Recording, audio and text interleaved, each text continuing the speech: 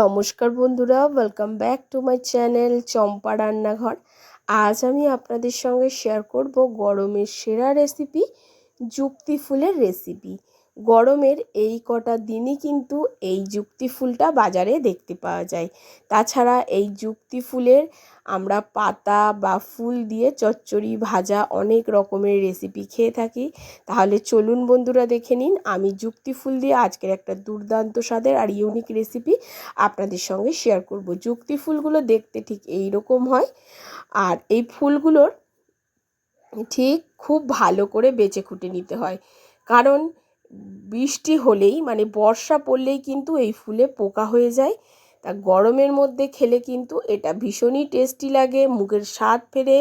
তাছাড়া জল বসন্ত বিভিন্ন রকম রোগ থেকে মুক্তি পাওয়া যায় এই ফুলটা খেলে। এবারে এই ফুলগুলোকে ঠিক এই রকমভাবে আমি কেটে নিয়েছি। শক্ত যে মানে ডাঁটি মতো অংশ সেটাকে বাদ দিয়েছি, আর ফুল সমেত ঠিক এই রকমভাবে আমি নিয়ে নিয়েছি। এটাকে খুব ভালো করে 10 থেকে 15 মিনিট নর্মাল জলের মধ্যে ভিজিয়ে রাখতে হবে। তারপরে খুব ভালো করে জল ঝরিয়ে নিয়ে আমি ফিরে আসছি। এইভাবে জলের মধ্যে 15-20 মিনিট আমি ভিজিয়ে রাখবো। অবশ্যই এটা রাখবেন, তো তাহলে কি হবে, এই ফুলের মধ্যে অনেক রকম পোকামাকড় থাকে, সেগুলো কিন্তু বেরিয়ে যাবে। তাছাড়া জল দিয়ে খুব ভালো করে এই ফুলগুলোকে ধুয়ে নেবেন বন্ধুরা। প্লিজ বন্ধুরা প্রথম থেকে শেষ পর্যন্ত ভিডিওটি দেখবেন। ভিডিওটি কিন্তু বেশ ইউনিক আর দুর্দান্ত স্বাদের হতে চলেছে।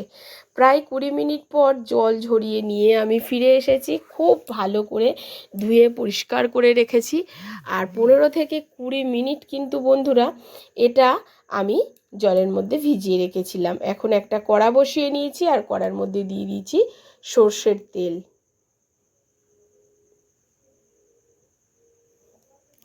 সর্ষের তেলের মধ্যে ফুলটাকে প্রথমে এই রকমভাবে যদি ভেজে নিয়ে রান্না করা যায় তাহলে খেতেও ভীষণ টেস্টি লাগে, আর ফুলটা একদম ঝরঝরে থাকে।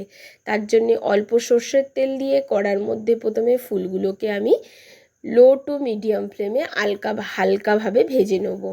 কোনো রকম কালার আসবে না, এই রকম সবুজ কালারই থাকবে ফুলের।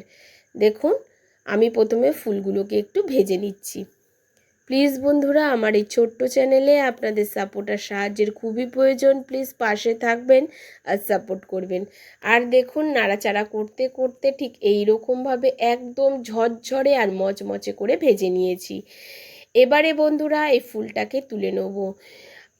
আমি কিন্তু এই ফুলটা আমি কেন, আমার পরিবারের সবাই এই ফুলের চচ্চড়ি, ফুল ভাজা বা ভর্তা খেতে খুবই ভালোবাসে বন্ধুরা। আপনারা যদি এই ফুলের ভর্তা রেসিপি দেখতে চান অবশ্যই কমেন্ট করে জানাবেন। এখন ফুলগুলো তুলে নেওয়ার পরে আবারও কড়া বসিয়ে দিয়ে দিয়েছি সামান্য একটু সর্ষের তেল। তার মধ্যে দিয়ে দিয়েছি হাফ চামচ কালো জিরে আর একটা শুকনো লঙ্কা, আর দিয়ে দিচ্ছি একটা ছোট সাইজের পেঁয়াজ কুচি। আপনারা যারা পেঁয়াজ দিতে অপছন্দ করেন তারা পেঁয়াজটাকে স্কিপ করবেন, তবে পেঁয়াজ দিয়ে এই ফুলটা একবার অন্তত রান্না করে খেয়ে দেখবেন বন্ধুরা। এইবারে খুব ভালো করে পেঁয়াজটাকে একটু আলতো হাতে ভেজে নিতে হবে। পেঁয়াজ কোনো রকম লালচে করে ভাজতে হবে না, শুধুমাত্র পেঁয়াজটা একটু ভালো করে ভাজা হলেই হবে বন্ধুরা। দেখুন ঠিক এই রকম পেঁয়াজটা আমি ভেজে নিয়েছি। এবারে দিয়ে দিচ্ছি কিছু আলু ভাজার মতো লম্বা লম্বা একদম ঝিরিঝিরি করে আলু কেটে নিয়েছি, সেই আলু দিয়ে দিচ্ছি। আর দিয়ে দিচ্ছি একই রকমভাবে কেটে নেওয়া কুমড়ো। এখানে আপনারা কুমড়োটা দিতে পারেন, নাও দিতে পারেন, তবে কিন্তু কুমড়ো আর আলু দিয়ে এই রান্নাটা করলে এটা কিন্তু ভীষণই টেস্টি খেতে লাগে। তার জন্যে আমি এখানে একটু কুমড়ো আর আলু ব্যবহার করেছি। কুমড়ো আলুটাকে একটু নাড়াচাড়া করে নিচ্ছি। তারপরে এর মধ্যে আমি দিয়ে দেবো পরিমাণ মতো লবণ আর হলুদ। একেবারে রান্নাতে ঠিক যতটা লবণ লাগবে সেই পরিমাণ লবণ আমি দিয়ে দিয়েছি। লবণ হলুদ দিয়ে একটুখানি নাড়াচাড়া করে দিতে হবে। আলু আর কুমড়োটাকে একটু নাড়াচাড়া করে দেওয়ার পরে এবারে বন্ধুরা এটাকে ঢাকা চাপা দিয়ে রেখে দিতে হবে। এর মধ্যে কোনো রকম জলের ব্যবহার হবে না। ঢাকা চাপা দিয়ে রাখলে আলু আর কুমড়োটা কিন্তু সিদ্ধ হয়ে যাবে। প্রায় 10 মিনিট পরে আমি ঢাকনাটা খুলে নেব, আর লো ফ্লেমে আমি ঢাকাটা দিয়ে রেখেছিলাম।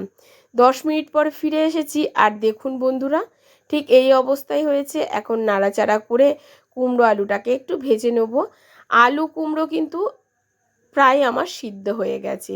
এর থেকে খুব বেশি সেদ্ধ করলে কিন্তু আলুটা একেবারে ঘেঁটে যেতে পারে। এবারে একটু নাড়াচাড়া করে দিচ্ছি যাতে কড়াতে লেগে না যায়। দেখুন এবারে এর মধ্যে দিয়ে দিতে হবে একটু জিরা গুঁড়ো। অবশ্যই এখানে এই সময় একটু জিরে গুঁড়োটা ব্যবহার করবেন। জিরে গুঁড়োটা দিয়ে আবারও এটাকে একটু নাড়াচাড়া করে দিচ্ছি। নাড়াচাড়া করার পর বন্ধুরা এর মধ্যে মিশিয়ে দেবো ভেজে রাখা ফুলগুলো। দেখুন কি বন্ধুরা, এইভাবে কি কোনোদিন আপনারা এই যুক্তি ফুলটা রান্না করে খেয়েছেন? তবে এই ফুলটাকে আমাদের এখানে তিতো ফুল বা যুক্তি ফুল বলে থাকে। আপনারা কোন নামে এটাকে ডেকে থাকেন বা খেয়ে থাকেন অবশ্যই কিন্তু কমেন্ট করে জানাবেন।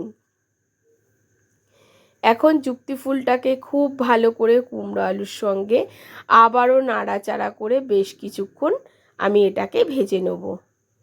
দেখুন প্রায় আরও 4 থেকে 5 মিনিট মতো এটাকে নাড়াচাড়া করে ভাজতে হবে, তবেই ফুলের যে স্বাদ গন্ধ সেটা কিন্তু খুব ভালো করে কুমড়ো আর আলুর মধ্যে যাবে। দেখুন বন্ধুরা, আশা করছি এই রকম রেসিপি যদি থাকে গরম গরম ভাতে কিন্তু খেতে ভীষণই টেস্টি লাগে। তাছাড়া এই রকম গরমে এই তিতো বা টক ছাড়া কিন্তু এখন গরমে ভাত খাওয়া যায় না। তো এইভাবে একবার রান্না করে দেখুন, তবে খুব বেশি তেতো হয় না, মুখের স্বাদটা বেশ সুন্দর ফেরে। অবশ্যই বাড়িতে আপনারা এইভাবে একবার এই ফুলটা রান্না করে খেয়ে দেখবেন আর আমাকে কমেন্ট করে জানাবেন। দেখুন বন্ধুরা কতটা সুন্দর দেখতে হয়েছে। আশা করছি আমার আজকের রেসিপি আপনাদের ভালো লেগেছে। আজ এই পর্যন্ত বন্ধুরা, আবারও দেখা হবে অন্য কোনো নতুন রেসিপির সঙ্গে।